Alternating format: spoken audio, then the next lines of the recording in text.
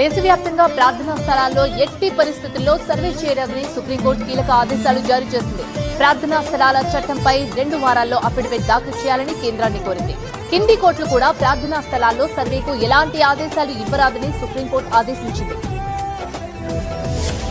ప్రార్థనా స్థలాల చట్టంపై సుప్రీంకోర్టు కీలక ఆదేశాలు జారీ చేసింది. దేశంలోని అన్ని ప్రార్థనా స్థలాల్లో వెంటనే సర్వేలు నిలిపివేయాలని అత్యున్నత న్యాయస్థానం ఆదేశాలు జారీ చేసింది.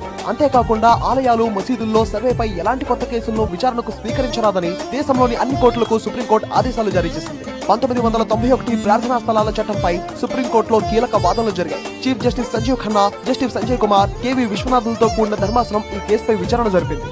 మతపరమైన అంశాల్లో ఆదేశాలు నిలిపివేయాలని కోర్టు ఆదేశించింది. ప్రార్థనా స్థలాలపై ఉన్న పెండింగ్ కేసుల విషయంలో కూడా సుప్రీంకోర్టు ఆదేశాలిచ్చింది. కోర్టులు ఎలాంటి నిర్ణయాలు తీసుకోవద్దని స్పష్టం చేసింది. సుప్రీంకోర్టు ఇచ్చిన తాజా ఆదేశాలను హిందువుల తరపున వాదిస్తున్న అనేక మంది లాయర్లు వ్యతిరేకించారు. తమ వాదనలు వినకుండా ఆదేశాలు ఇవ్వొద్దు అని కోరారు. ప్రార్థనా స్థలాల అంశంపై 4 వారాల్లో అఫిడవిట్ దాఖలు చేయాలని కేంద్రానికి సుప్రీంకోర్టు ఆదేశాలు జారీ చేసింది. ఇలాంటి కేసుల్లో పార్టీలుగా ఉన్న వాళ్లకు మరో 4 వారాల అదనపు సమయాన్ని సుప్రీంకోర్టు కేటాయించింది.